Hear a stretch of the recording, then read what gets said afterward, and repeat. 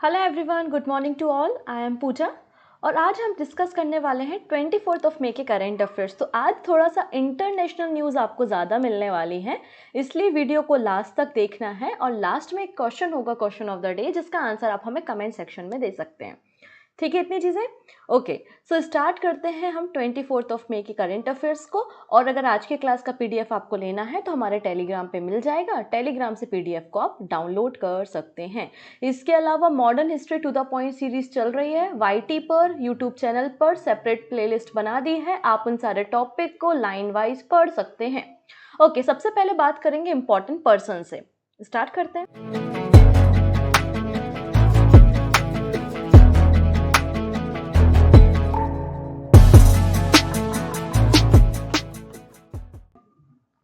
ये कौन है? सभी लोग बहुत फैमिलियर हो चुके हैं अब। नीरज चोपड़ा है ये, और ये वर्ल्ड नंबर 1 एथलीट बन गए हैं मेंस जेवलिन थ्रोअर रैंकिंग में। ठीक है, और ये पहले इंडियन है जो कि वर्ल्ड नंबर 1 इनका अपना करियर रहा है मेंस जेवलिन थ्रो में। तो पुरुषों की जेवलिन थ्रो रैंकिंग में Neeraj Chopra world number 1 ranking बन गए हैं। इसके अलावा इनके टोटल पॉइंट्स जेवलिन थ्रो में 1455 पॉइंट रहे हैं, और जिसके बाद इनकी रैंकिंग वर्ल्ड नंबर पे आई है, 1 नंबर पर आई है। सेकेंड नंबर पे है एंडरसन पीटर। सेकेंड नंबर पे कौन है? एंडरसन पीटर सेकेंड नंबर पे है। फर्स्ट नंबर पे नीरज चोपड़ा का नंबर आता है। नीरज चोपड़ा साथ ही साथ पहले इंडियन है जिन्होंने गोल्ड मेडल जीता था track and field event Tokyo Olympics में, और रिसेंटली जो डायमंड लीग हुआ था उसमें भी इन्होंने चैंपियनशिप जीती थी, मतलब चैंपियन रहे थे। तो नीरज चोपड़ा का नाम याद आपको रखना है। चलिए, अगले पर्सन है न्यूज़ में एक्टर विजय और एक्ट्रेस कंगना रनावत। तो यहाँ पर जो ओसाका तमिल फिल्म फेस्टिवल हुए हैं जापान में, उसमें बेस्ट एक्टर अवार्ड जो है वो विजय को मिला है, जो कि एक साउथ के शानदार एक्टर हैं। ठीक है, he was awarded for his performance in master जो मूवी रिलीज हुई थी 2021 में, उस मूवी में काम करने के लिए इन्हें बेस्ट एक्टर का अवार्ड दिया है। वहीं कंगना रनावत को बेस्ट एक्ट्रेस का अवार्ड दिया है थलाईवी जो मूवी इनकी रिलीज हुई थी उस मूवी में काम करने के कारण। इसके अलावा दूसरे विनर्स भी आप देख सकते हैं। बेस्ट तमिल फिल्म है सरपथा परमवरई, ये बेस्ट फिल्म है, और बेस्ट इस तमिल फिल्म के जो डायरेक्टर हैं वो हैं PA रंजीत। क्लियर? तो ये ओसाका फिल्म फेस्टिवल कहाँ हुआ? तो ओसाका तमिल फिल्म फेस्टिवल हुआ था जापान में, और इस पे बेस्ट एक्टर जीता है विजय ने, और बेस्ट एक्ट्रेस का टाइटल जीता है, अवार्ड जीता है कंगना ने। डन।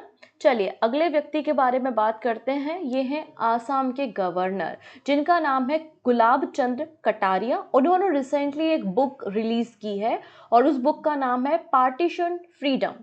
अच्छा, यहाँ पर आपको पता है ना 1905 में क्या हुआ था? 1905 में बंगाल का पार्टीशन हुआ था, याद आया?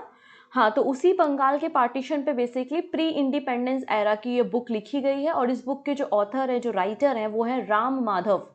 कौन है? राम माधव इस बुक के ऑथर है, और इस बुक को रिसेंटली रिलीज किया गया है, रिलीज किया गया किसके द्वारा? आसाम के गवर्नर गुलाब चंद्र कटारिया के द्वारा। अब ये राम माधव कौन है?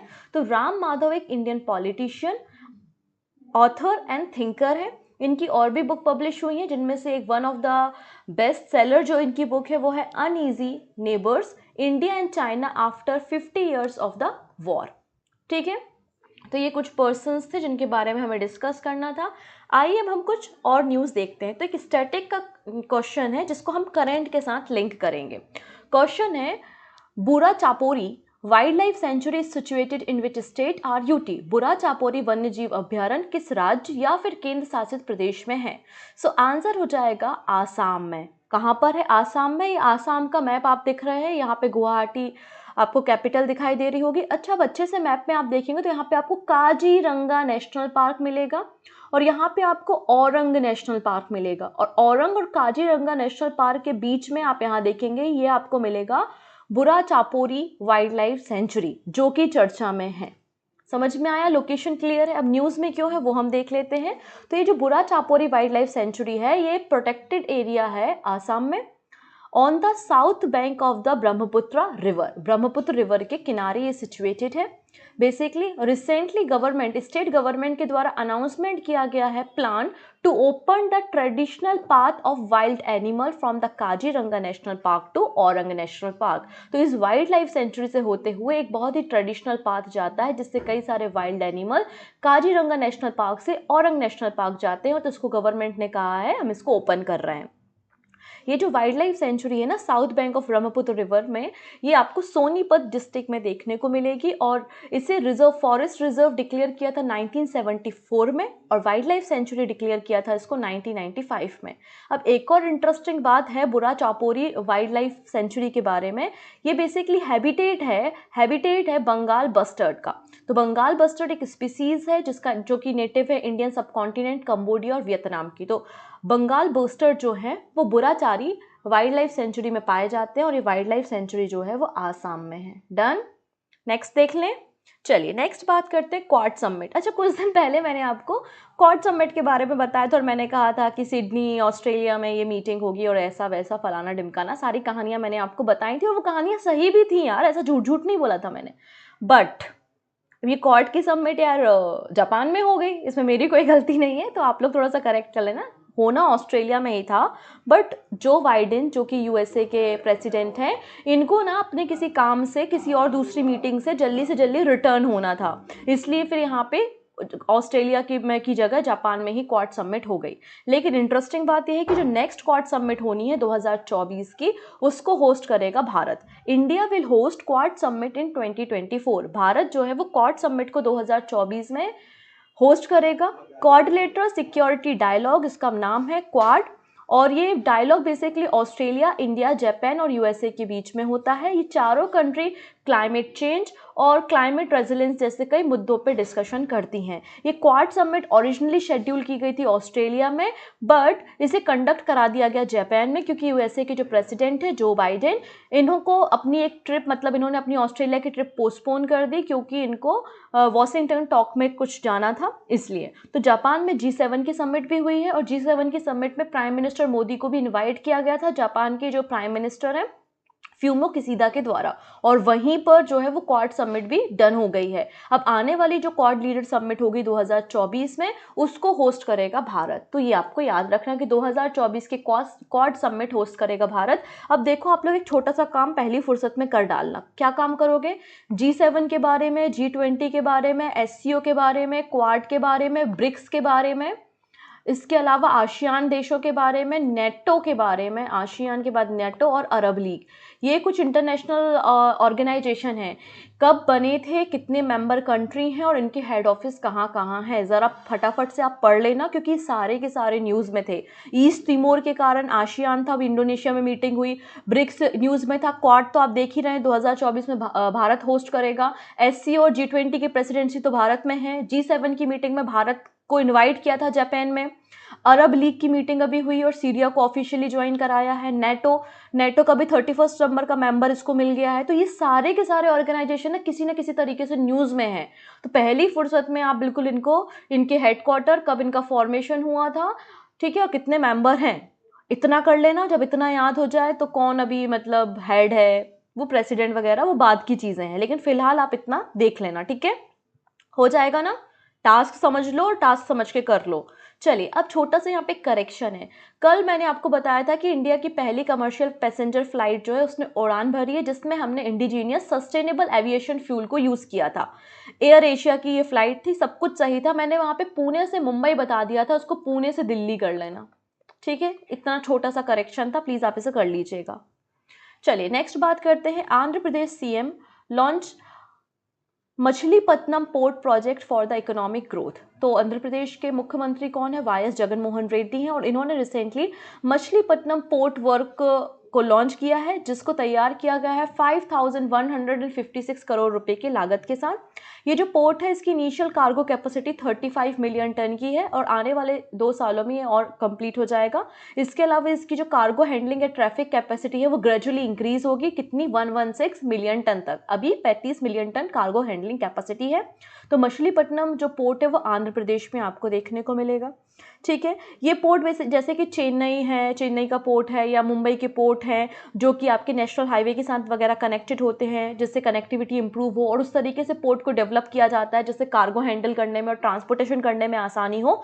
उसी तरीके से मछलीपट्टनम जो पोर्ट है उसको भी डेवलप किया जाएगा just like city Mumbai and Chennai, और इसको भी नेशनल हाईवे 216 नेशनल हाईवे और रेलवे लाइन के साथ कनेक्ट किया जाएगा कनेक्टिविटी को इंप्रूव करने के लिए। अच्छा, इस प्रोजेक्ट को इंप्लीमेंट कौन कर रहा है? Machilipatnam port development corporation limited इस पोर्ट को डेवलप कर रहा है।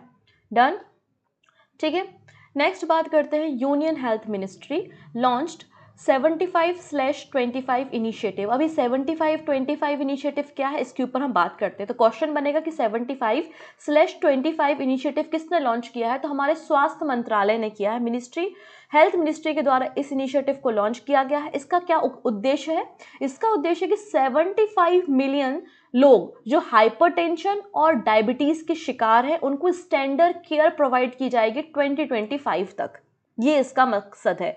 ये एक एम्बिशियस प्रोग्राम है जिसका टारगेट है providing standard care to the 75 million individual with hypertension and diabetes by the 2025। इसलिए 75 मिलियन लोगों को एक्स्ट्रा केयर प्रोवाइड की जाएगी 2025 तक जो कि हाइपरटेंशन और डायबिटीज के शिकार हैं। इसको यूनियन हेल्थ मिनिस्ट्री ने लॉन्च किया है। इसके अलावा यूनियन हेल्थ मिनिस्ट्री के द्वारा यहाँ पे एक पोर्टल भी लॉन्च किया है जिसका नाम है सशक्त पोर्टल, और सशक्त पोर्टल के अंतर्गत 40,000 लोगों को यहाँ पे मेडिकल ऑफिसर्स को, हेल्थ केयर वर्कर को ट्रेनिंग प्रोवाइड की जाएगी। क्लियर? जिसके कारण किस चीज़ की ट्रेनिंग दी जाएगी कि ये नॉन कम्युनिकेबल जो डिसीजेस हैं इनको किस तरीके से वो प्रॉपर ट्रीट कर सकते हैं। डन, चलो नेक्स्ट बात कर लेते हैं हम यहाँ पे। ये है Nepal. Nepal designate 2025 as a special tourism year. तो नेपाल ने अभी अनाउंस किया है कि 2025 को वो as a special tourism year के रूप में सेलिब्रेट करेगा और कई सारे प्रोग्राम नेपाल के प्रेसिडेंट के द्वारा रन किए जाएंगे जिससे बहुत सारे लोग, बहुत सारे फॉरेनर्स नेपाल में पहुंचे, क्योंकि जो टूरिस्ट प्लेसेस होते हैं उनकी इकोनॉमी, उनकी जीडीपी सब कुछ डिपेंड करती है वहां पे आने वाले विजिटर्स पे। इसलिए नेपाल ने 2025 को स्पेशल टूरिज्म ईयर डिक्लेयर किया है। The decade of 2080 Vikram Samvat will be marked as the Visit Nepal decade and 2025 as a special year for tourism। तो यहाँ पे जो प्रेसिडेंट है नेपाल के रामचंद्र पौडेल, उनके द्वारा रिसेंटली अनाउंसमेंट की गई और कहा है कि हम अलग अलग प्रोग्राम और पॉलिसीज भी बनाएंगे जिससे और भी ज़्यादा टूरिस्ट जो है वो नेपाल में विजिट करें। साथ ही साथ अपनी रिपोर्ट भी इन्होंने पब्लिश की है कि पिछले 4 महीनों में 3.26 जो फॉरेनर्स हैं, 3.26 लाख जो फॉरेनर टूरिस्ट हैं वो यहाँ पे विजिट करने आए हैं। इसके अलावा प्रेसिडेंट के द्वारा ये किया गया है कोई भी प्राइवेट एजेंसी, कोई भी इंडिविजुअल व्यक्ति जो कि नेपाल के कल्चरल वैल्यू को प्रमोट करता है, नेपाल में लोगों को टूरिज्म के लिए प्रोत्साहित करता है कि जाओ नेपाल घूम के आओ, तो ऐसे फॉरेनर व्यक्ति को, ऐसे फॉरेनर नेशनलिस्ट को जो है वो यहाँ पर आप देखेंगे समर माथा स्पेशल ऑनर भी प्रेसिडेंट के द्वारा दिया जाएगा। डन, नेक्स्ट बात करते हैं, government to provide 30% financial support for green shipping promotion. अब ये ग्रीन शिपिंग प्रमोशन क्या होता है इस पे हमें चर्चा करनी। तो बेसिकली हमारे जो यूनियन मिनिस्टर है पोर्ट शिपिंग एंड वाटरवेज के, वो कौन है? सर्वनंदा सोनोवाल है। उन्होंने रिसेंटली इन्फॉर्म किया है कि गवर्नमेंट ऑफ इंडिया जो है वो एक्स्ट्रा फाइनेंशियल सपोर्ट मतलब 30% फाइनेंशियल सपोर्ट प्रोवाइड करेगी for the promotion of green shipping. अब ग्रीन शिपिंग क्या होती है अभी हम देखेंगे। बेसिकली जो हमारे यूनियन मिनिस्टर है पोर्ट शिपिंग एंड वाटरवेज के, सर्वनंदा सोनोवाल, उन्होंने पंचकर्म संकल्प लॉन्च किया है। क्या अनाउंस किया है? पंचकर्म संकल्प। पंच मतलब 5 है ना, तो 5 मेजर अनाउंसमेंट यहाँ पे ग्रीन शिपिंग को बढ़ावा देने के लिए, और पोर्ट्स जो है ना, जो हमारे पोर्ट है, बंदरगाह हैं, उनको डिजिटाइज करने के लिए यहाँ पे 5 संकल्प रखे हैं सर्वनंदा सोनोवाल ने। इसके अलावा इन्होंने कहा है कि हम यहाँ पे ग्रीन हाइड्रोजन हब क्रिएट करेंगे, डेवलप करेंगे। कहाँ पर? दीनदयाल पोर्ट, यहाँ पे Deendayal port Kandla and the Chidambaram port Tuticorin, इन दोनों पोर्ट्स में जो है हम ग्रीन हाइड्रोजन हब भी डेवलप करेंगे। इसके अलावा ग्रीन थग ट्रांजिशन प्रोग्राम को भी लॉन्च किया है। अभी ग्रीन थग ट्रांजिशन प्रोग्राम क्या है, इस पे हम चर्चा करते हैं। तो ग्रीन थग ट्रांजिशन प्रोग्राम के अंतर्गत जवाहरलाल नेहरू पोर्ट, फिर VO Chidambaram port, Paradip port और दीनदयाल पोर्ट, हर एक पोर्ट में दो दो यहाँ पे थग लॉन्च किए जाएंगे जो कि ग्रीन थग होंगे। अभी थग क्या होता है तो इस पे हम चर्चा करते हैं। तो थग बेसिकली जो बोट्स होती हैं ना, बोट्स या वेसल्स होते हैं, उनको टो करने का काम, उनको पुश करने का काम और पोर्ट तक ले जाने का, टुवर्ड्स द पोर्ट तक ले जाने का काम जो है वो थग करते हैं। तो ग्रीन थग ट्रांजिशन प्रोग्राम यहाँ पर बेसिकली जो थग बोट है ना वो ग्रीन थग पे काम करेंगे, मतलब नॉन फॉसिल फ्यूल पे काम करेगी। मेथेनॉल, हाइड्रोजन और अमोनिया का यूज उन छोटी बोट्स में किया जाएगा जो कि वेसल्स को पुश करने का काम, टोइंग करने का काम करती हैं। तो बेसिकली जो थग या बोट है ना ग्रीन होंगी, वो ग्रीन थग मतलब यहाँ पे नॉन फॉसिल फ्यूल्स और मेथेनॉल, हाइड्रोजन और अमोनिया का यूज किया जाएगा। यहाँ पे बोला एटलीस्ट 50% ऐसे थग्स होंगे जो कि ग्रीन थग में कन्वर्ट हो जाएंगे 2030 तक। इसके अलावा एक पोर्टल भी लॉन्च किया है जिससे क्रूज बुकिंग की जा सकती है। Jawaharlal Nehru port, VO Chidambaram port, Tuticorin will become smart port by the next year. ये अगले साल तक स्मार्ट पोर्ट भी बन जाएंगे। इसके अलावा हरित सागर गाइडलाइंस भी लॉन्च की गई थी मिनिस्ट्री के द्वारा। हरित सागर एंड ग्रीन पोर्ट गाइडलाइंस क्या है, तो ये गाइडलाइंस बोलती है कि हमें मिनिमम वेस्ट करना है, हमें रिसाइकिल, रिड्यूस, रिपर्पस, इन सारे पैरामीटर्स पे काम करते हुए जीरो वेस्ट हमें डिस्चार्ज करना है पोर्ट ऑपरेशन में, ठीक है, जिससे हम एनवायरनमेंट फ्रेंडली हो सके और एनवायरनमेंट परफॉर्मेंस इंडेक्सेस भी इशू किए जाएंगे। तो ये पूरा कार्यक्रम सर्वनंदा सोनोवाल जी के द्वारा किया गया है। चलिए अगली बात कर लेते हैं हमारे क्रिकेटर्स की किट के बारे में। आप लोगों ने क्रिकेटर्स को एक किट पहने हुए देखा होगा। ये जो किट होती है ना वो किसी ना किसी कंपनी के द्वारा, इनके जो जूते वगैरह होते हैं वो सब कुछ स्पॉन्सर होते हैं, है ना। तो यहाँ पे एडिडास जो है वो अब किट स्पॉन्सर बन गया है इंडियन क्रिकेट टीम का। बीसीसीआई ने एडिडास को भारतीय क्रिकेट टीम का नया किट स्पॉन्सर बना दिया है, जिसने रिप्लेस किया है इंतरिम स्पॉन्सर केवल किरण क्लॉथिंग लिमिटेड को। एडिडास एक जर्मन मल्टीनेशनल एक कंपनी है जो आपको पता है, जो कि एथलीट फुटवेयर वगैरह को डिज़ाइन करने के लिए ही जानी जाती है। इसके अलावा एडिडास जो है वो स्पॉन्सर रह चुकी है England and Wales Cricket Board and Australian Cricket Association की। बीसीसीआई आपको पता है 1928 में बना था। वानखेड़े स्टेडियम मुंबई में इसका हेड ऑफिस मिल जाएगा। रोजर विनी यहाँ पे प्रेसिडेंट है। डन। चलिए नेक्स्ट बात करते हैं हम यहाँ पे ब्लू ओरिजिन। ये ब्लू ओरिजिन जो है ना वो जेफ बेजोस की ही कंपनी है, मतलब उनके द्वारा ही रन होती है। So Jeff Bezos Blue Origin selected to build NASA Artemis 5 lunar lander. तो जेफ बेजोस की जो ब्लू ओरिजिन कंपनी है उसको नासा ने सेलेक्ट किया है, और ये जो ब्लू ओरिजिन है वो आने वाला जो अपकमिंग लूनर मिशन है ना आर्टेमिस 5, जो कि लूनर मिशन किसका है, नासा, और इनका प्लान क्या है, लैंड करने का साउथ पोल, मून के साउथ पोल में लैंड करने का। तो उसके लिए लैंडर डिजाइन करने का जो कॉन्ट्रैक्ट दिया गया है वो ब्लू ओरिजिन को दिया गया है।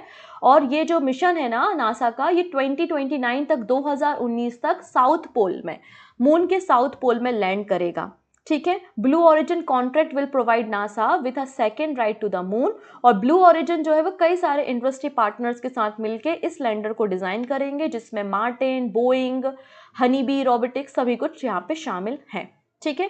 साथ ही जो ब्लू ओरिजिन यहाँ पे प्लान कर रहा है तो इसमें यूज किया जाएगा न्यू ग्लैन रॉकेट, जो कि पहली इसकी ट्रायल होगी, पहली बार किसी लैंडर में इसका यूज किया जाएगा, ठीक है। चलिए नेक्स्ट बात करते हैं। ये 4 आपको एस्ट्रोनॉट दिखाई दे रहे होंगे, ये चारों जाने वाले हैं इंटरनेशनल स्पेस स्टेशन में, ठीक है। और स्पेस एक्स इनको भेज रहा है, ठीक है। इसमें एक फीमेल भी आपको दिखाई दे रही होंगी, और ये पहली अरब वीमेन है जो कि स्पेस में जा रही हैं। ये पहली अरब वीमेन है जो कि स्पेस में भेजी जा रही हैं। आइए हम इनका नाम समझते हैं।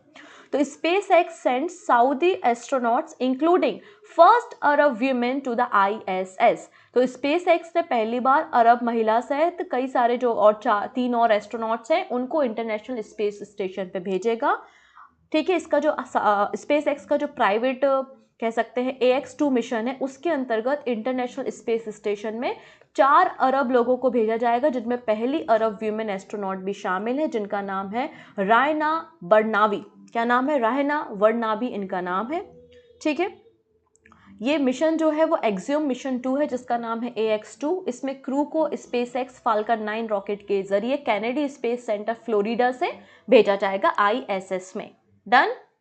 नेक्स्ट बात करते हैं very important news for us, which country set to launch NVS-01 navigation satellite. कौन सा देश NVS-01 नेविगेशन सैटेलाइट को लॉन्च करने जा रहा है? तो वो है हमारा प्यारा भारत, और इसरो की मदद से इसको लॉन्च किया जा रहा है श्रीहरिकोटा आंध्र प्रदेश से। और किस लॉन्चिंग व्हीकल से? तो GSLV। The Indian Space Research Organisation is all set to launch navigation satellite. कैसा सैटेलाइट है ये? नेविगेशन सैटेलाइट है NVS-01, और इसको geosynchronous satellite launch vehicle मतलब GSLV की मदद से श्रीहरिकोटा आंध्र प्रदेश से भेजा जाएगा। अब ये NVS-01 के बारे में थोड़ी सी हम बात कर लेते हैं। ये पहला है अपनी सीरीज का, सेकेंड जनरेशन का ये पहला नेविगेशन सैटेलाइट है जिसको GTO में भेजा जाएगा, और इसको इसरो के UR Rao satellite centre Bengaluru में तैयार किया गया है। अभी तक हम जो नेविगेशन करने के लिए हम जिन सीरीज ऑफ सैटेलाइट का यूज करते हैं वो है नाविक, नेविगेशन विथ इंडियन कॉन्स्टलेशन। अभी हम नाविक का यूज करते हैं हमारे सिविलियंस के लिए और डिफेंस के लिए नेविगेशन करने के लिए, और ये हमारी 1500 किलोमीटर की बाउंड्री को कवर करने का काम, मेनलैंड बाउंड्री को कवर करने का काम नाविक करता है। तो इसलिए हमने एक नया नेविगेशन सैटेलाइट की सीरीज लॉन्च की है, और उसका ये सेकंड जनरेशन का पहला सैटेलाइट है विच इज NVS-01। इसको GTO में लॉन्च किया जा रहा है, और इसको तैयार किसने किया है? UR Rao satellite centre Bengaluru ने। ये L1 बैंड सिग्नल को बेसिकली काम करेगा, और इसमें पहली बार इंडिजीनियस एटम क्लॉक यूज की जा रही है। तो इसमें एटॉमिक क्लॉक भी होगी, पहली बार भारत में बनी हुई। डन। नेक्स्ट बात कर लेते हैं। चलिए, Mahatma Gandhi scholarship awarded to 300 student across the Sri Lanka. तो पूरे श्रीलंका में 300 स्टूडेंट को महात्मा गांधी स्कॉलरशिप दी गई है। श्रीलंका की जो 25 अलग अलग डिस्ट्रिक्ट से स्टूडेंट को सिलेक्ट किया गया, और इन बच्चों को प्रेस्टिजियस महात्मा गांधी स्कॉलरशिप दी जाएगी। हर महीने बच्चे को 2500 रुपये 2500 श्रीलंकन रुपीज हर महीने बच्चे को दिया जाता है। और वो कौन बच्चे होते हैं? जो टॉप 6 बच्चे होते हैं हर एक डिस्ट्रिक्ट के, जो मेरिट में आते हैं। डन। नेक्स्ट बात कर ले। नेक्स्ट है अरब लीग समिट। अरब लीग के बारे में हमने रिसेंटली डिस्कशन भी किया था। अरब लीग समिट इन जेदा अडॉप्ट जेदा डिक्लेरेशन। तो जेदा डिक्लेरेशन का रिलेशन किससे है? तो आंसर है अरब लीग से। रिसेंटली 32 नंबर का अरब लीग समिट हुआ है, कहाँ पे? जेदा, सऊदी अरेबिया में, और जिसमें अडॉप्ट किया गया जेदा डिक्लेरेशन। अभी जेदा डिक्लेरेशन क्या है? बेसिकली ये अरब यूनिटी को इंडिकेट करता है कि किस तरीके से अरब जो कंट्रीज हैं, अरब लीग के जो नेशंस हैं, उनको यूनिटी दिखानी है, और कई सारे जो रीजनल चैलेंजेस हैं उनको हमें शार्ट आउट करना है। जैसे कि सबसे बड़ा जो रीजनल इशू है मतलब अरब लीग कंट्रीज में, वो है सीरिया का मुद्दा। तो किस तरीके से हम सीरिया को हमने अडॉप्ट तो कर लिया है अरब लीग में, लेकिन उसके जो प्रॉब्लम्स हैं, उसमें जहां भी जो चैलेंजेस चल रहे हैं, उनको हमें किस तरीके से उस क्राइसिस को रिजॉल्व करना है, ये सारे डिस्कशन यहाँ पे किए गए, जिसे हमने जेदा डिक्लेरेशन कहा है। डन। नेक्स्ट बात कर लेते हैं। तो फिर चलिए, ये है प्यारा सा हमारा पेड़ जिसका नाम है ग्रेट ग्रैंड फादर। ठीक है, तो ये पेड़ ना बहुत ही पुराना है, मतलब 5000 साल पुराना है ये, जिसने अपने समय में मतलब अपने दौरान, अपनी लाइफ के दौरान लिटिल आइस एज को भी देखा। और ये पेड़ कहाँ पर है? चाइल्ड में है। तो इसके ऊपर हमें चर्चा करनी है। अ 5000 year old tree named Patagonia cypress has been officially recognized as a world oldest. It is located in which country? तो Patagonia cypress इस पेड़ का नाम है, जो कि 5000 साल पुराना है, और दुनिया का सबसे पुराने पेड़ के रूप में इसको मान्यता दी है। कहाँ पर है ये? चाइल में है। चाइल, जिसकी कैपिटल सेंटियागो है, करेंसी पैसो है। ठीक है, ये पैटागोनिया साइप्रस का ओरिजिनल नाम है, और इसका जो निक नेम है वो है ग्रेट ग्रैंड फादर। लगभग 5000 से लेकर 6000 साल पुराना ये पेड़ है, लगभग 28 मीटर लंबा है, 4 मीटर इसका डायामीटर है। ठीक है, चलो नेक्स्ट बात कर लेते हैं। लास्ट है हमारा पास यहाँ पे न्यूज़, अल मोहिद अल हिंद 2023 नेवल एक्सरसाइज। तो अल हिंद आ गया, मतलब इंडिया तो है, अल मोहिद है तो यहाँ पे एक और कोई कंट्री होगी जो कि अरब की कोई कंट्री आपको दिखाई दे रही होगी, बिल्कुल सऊदी अरेबिया। तो सऊदी अरेबिया और भारत के बीच में होने वाली ये नेवल एक्सरसाइज है जिसका नाम है अल मोहम्मद अल हिंद एक्सरसाइज। ये इसका सेकेंड एडिशन है। पहला एडिशन 2021 में हुआ था। ठीक है, और यहाँ पे दोनों कंट्रीज ने, मतलब सऊदी अरेबिया और भारत ने, दोनों ने मिलकर डिसीजन लिया था 2019 में कि दोनों बायलैटरल नेवल एक्सरसाइज को शुरुआत करेंगे। और पहला एडिशन 2021 में हुआ था, ये दूसरा एडिशन है 2023 में जो हो रहा है। और इसमें इंडियन नेवी की शिप INS तर्कस और INS सुभद्रा यहाँ पे पहुंच चुकी हैं सऊदी अरेबिया के पोर्ट अल जुबाइल में। और वहाँ पे जाके पार्टिसिपेट करेंगे। बेसिकली दोनों जो कंट्रीज़ हैं वो अपनी मैरीटाइम पेट्रोल एयरक्राफ्ट जो एक्सरसाइज है, दोनों के बीच के जो रिलेशंस हैं वो इम्प्रूव करना चाहते हैं, इसलिए दोनों नेवीज़ के बीच में एक्सरसाइज होती है। डन। चलिए अब कुछ क्वेश्चंस के ऊपर हम चर्चा करते हैं। आज हेडलाइंस मैंने नहीं ले पाई हूँ, मैं भूल गई हूँ, तो आप उनको देख लीजिएगा। आने वाले सेशन में हम हेडलाइंस इंक्लूड कर देंगे। पहला क्वेश्चन है यहाँ पे, who had laid the foundation stone for the permanent campus of National Academy of Coastal Policing at Oka in Gujarat, Devbhumi Dwarka district. तो national academy of coastal policing किसने लॉन्च किया है? अमित शाह जी ने, ऑप्शन बी। नेक्स्ट देखते हैं।